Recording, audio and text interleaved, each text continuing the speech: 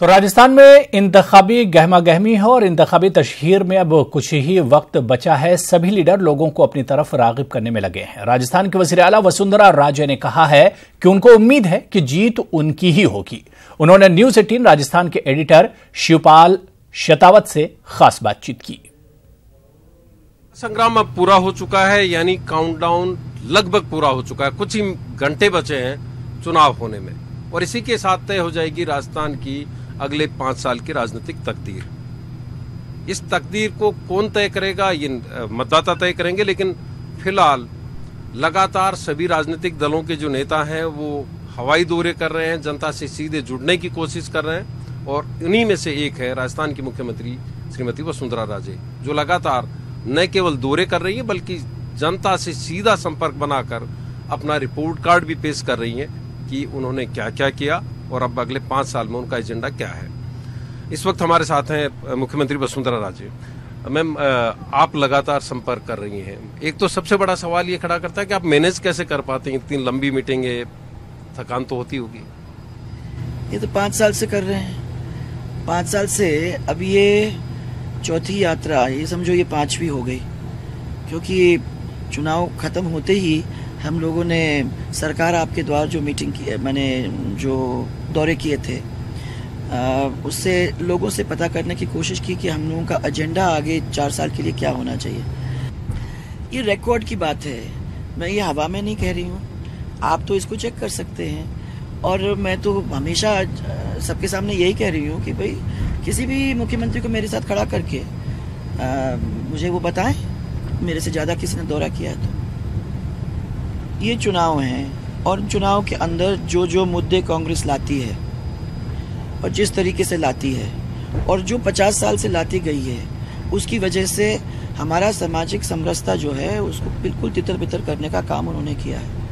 मैंने हमेशा राजस्थान के अंदर यही बात कही है कि 36 के 36 को हमको साथ लेके चलना।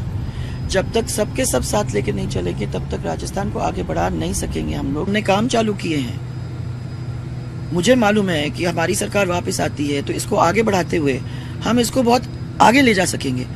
पर प्रॉब्लम तो ये है कि ये कांग्रेस वाले ये कहते हैं कि हम तो आएंगे तो हम ये सब पूरी स्कीम्स को खत्म करेंगे। तो आप फिर गड्ढे में राजस्थान को डालने का काम करोगे और आप अनाउंस करके कह रहे हो। नहीं, लेकिन गहलोत साहब ने तो कहा है कि कोई भी स्कीम आपकी बंद नहीं होगी। उन्होंने तो एक तरह से एंडोर्स, उन्होंने कुछ स्कीम्स की पहले तो कह दिया कि सब स्कीम्स को खत्म करेंगे, फिर उनको लगा कि जनता इससे खुश नहीं है क्योंकि जनता जानती है कि स्कीम्स ने अच्छा काम किया है और उनको फायदा दिया है। अब भाषा बदलने लगी है। पर इतना कंफ्यूजन, मैं समझती हूँ कि एक दफा के लिए इन लोगों को कह देना चाहिए कि जो स्कीम्स हैं वो स्कीम्स को पूरी तरह से चलाने का काम वो करेंगे। उसमें क्या प्रॉब्लम है? राजस्थान की ये सरकार ने अच्छा काम किया है और राजस्थान की ये सरकार फिर वापस आएगी जनता के आशीर्वाद से, तो इसको कंटिन्यू करेगी और राजस्थान को आगे बढ़ाने का काम करेगी। तो ये थी राजस्थान की मुख्यमंत्री वसुंधरा राजे, जो लगातार हवाई दौरों के जरिए एक तरफ जहां पूरे राजस्थान को नाप रही हैं, साथ ही जमीनी सच्चाई को समझते हुए अपनी पार्टी के पक्ष में लगातार माहौल बनाने में जुटी थी। अब काउंटडाउन लगभग पूरा हो चुका है, कुछ ही घंटे बचे हैं चुनाव होने में। देखना है कि जनता इनकी इन कोशिशों और इन कवायदों को किस तरह से लेती है और किसके पक्ष में ये फैसला जाता है। सहयोगी बलवीर राठौड़ के साथ श्रीपाल सक्तावत, न्यूज 18 नेटवर्क। तो राजस्थान में ही वजीर-ए-आज़म नरेंद्र मोदी और कांग्रेस सदर राहुल गांधी की भी अवामी रैलियां हुई। अवाम से खिताब के दौरान दोनों ने एक दूसरे पर सख्त तनकीद की। जहां वजीर-ए-आज़म ने कहा कि हम अपोजिशन पार्टियों की गलतियां सुधार रहे हैं, वहीं राहुल गांधी ने कहा कि भारत माता की बात करने वाले मोदी जी किसानों की बात नहीं करते।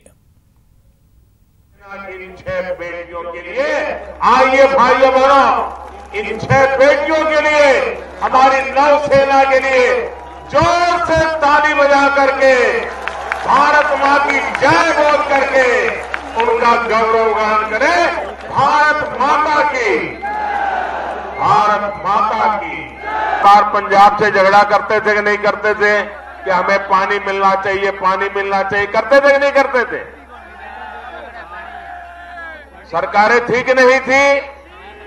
कांग्रेस वाले राज करते थे कि नहीं करते थे? नहर थी कि नहीं थी, पंजाब में सरकार थी कि नहीं थी, राजस्थान में सरकार थी कि नहीं थी, सब कुछ था, पानी नहीं था। भाइयों बहनों,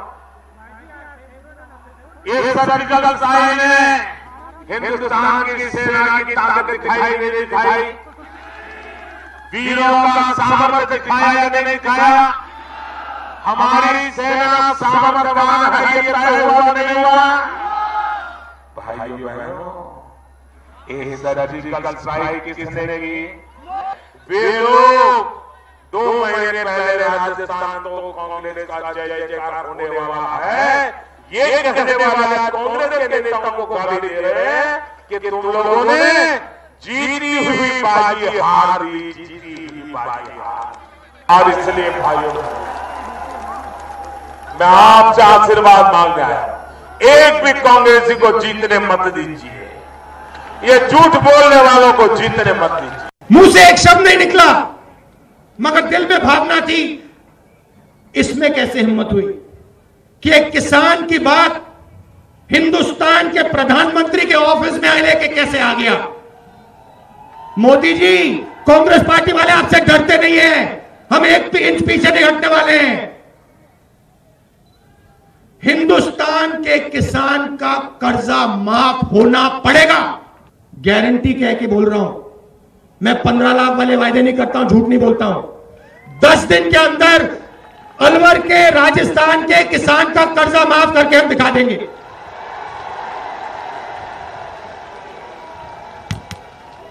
भारत माता की जय का यह मतलब है। राजस्थान के युवाओं, आप अच्छी तरह सुनो, पहले नारा हुआ करता था अच्छे दिन, मोदी जी कहते थे अच्छे दिन, जनता कहती थी आएंगे।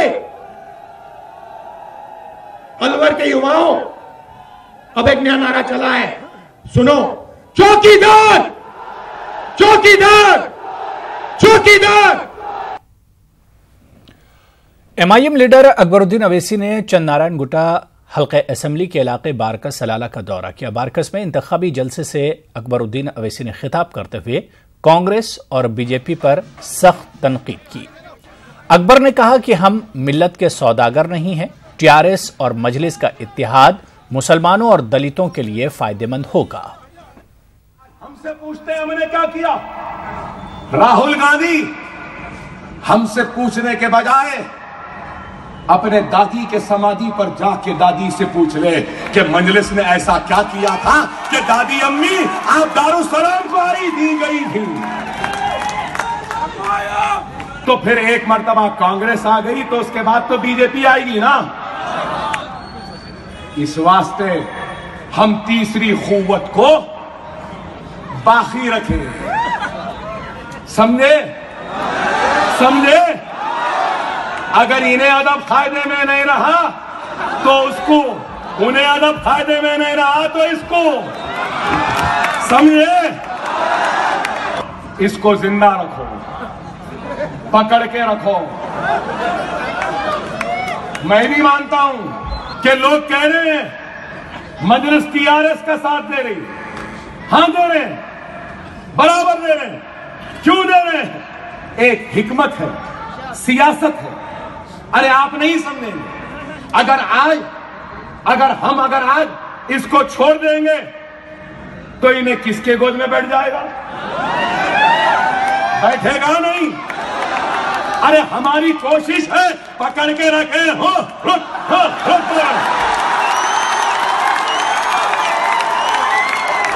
क्या नहीं करना? अरे आप समझो बात को, समझो। अगर छोड़ देंगे तो बैठ जाएगा।